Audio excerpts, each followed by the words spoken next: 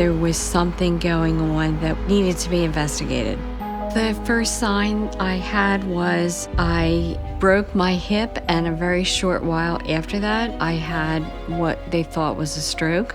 Over the years, my mom has just had general weakness, fatigue, eye issues. No doctors knew what was going on, but my retinologist kept saying, "Believe me, you have something wrong. We just don't know what it is yet."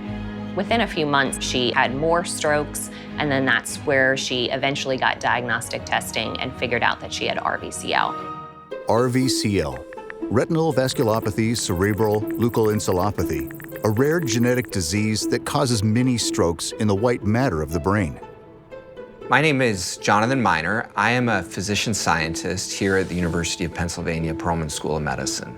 In RVCL, people have what we would call a mutation or a variant in their genetic code. Typically what happens in patients with RVCL is they're completely healthy until sometime between the ages 30 and 50. When they start to become sick, they can have kidney disease, liver disease, and then disease affecting the brain and the retina. And if they don't have a genetic test confirming the cause of the disease, it's very easily mistaken for other diseases.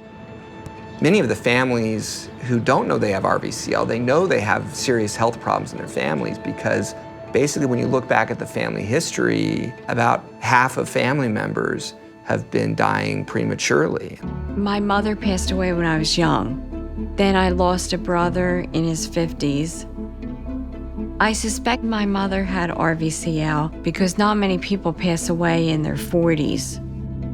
The affected parent can pass on either their normal version of the TREX1 gene that they've inherited from one parent, or they can pass on the abnormal TREX1 gene that they've inherited from their affected parent. With RVCL, it's a 50-50 chance that your children could have it. When I initially got tested, you have to go through counseling before you get tested, and they were very surprised that I wanted to know. And they said most people that have a genetic condition don't want to know if they have it, and they would just rather wait until they see the signs or the symptoms and then figure out if they have it, and that's not me. I wanted to know so that I could prepare and that I could also help my mom and be an advocate and be a partner with her. Yeah, on the one hand, it's never good to hear that you have this devastating disease, but on the other hand, there's a real power in knowing the genetic cause of your disease and knowing what needs to be done. When I first found out that I had RVCL, I was devastated because I already had one child. And so knowing that I could have passed it on to him was hard to know.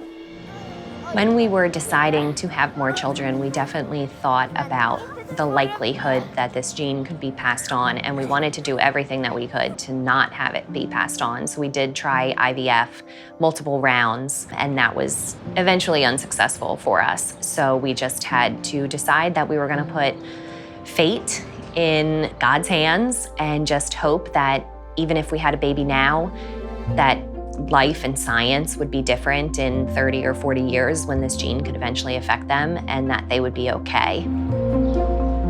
If there's anything good about RVCL, it's that we know the underlying genetic cause, and now we have a very good handle on the underlying molecular drivers of the disease. And as a result of that, we know exactly what we need to do to develop effective treatments that will slow down the disease or even cure the disease. Without research and without Penn and Dr. Miner, we would have no hope, and there would be nobody on our side trying to fix this. We would just have a death sentence, and this would be fatal in 5 to 10 years. I'm really hopeful that a lot of the research continues. They have accomplished so much just in the last few years. We are in an incredible position. In fact, this is a remarkable moment because we have an opportunity to take all of these advances over the last couple of years, which are all very promising, and make them a reality for the patients so that they don't have to suffer and die from this disease. So for me, the single most important motivator is the families, the patients, the promises that I've made to them, that I'm gonna do everything I possibly can When I first diagnose a patient and let them know the results of a genetic test, I tell them there's still time. There's so much support in genetic testing and genetic research and gene therapy that I just have all the faith in the world that this is going to be cured. We know exactly what needs to be done, and it's just a matter of taking it to completion. That gives me a lot of hope.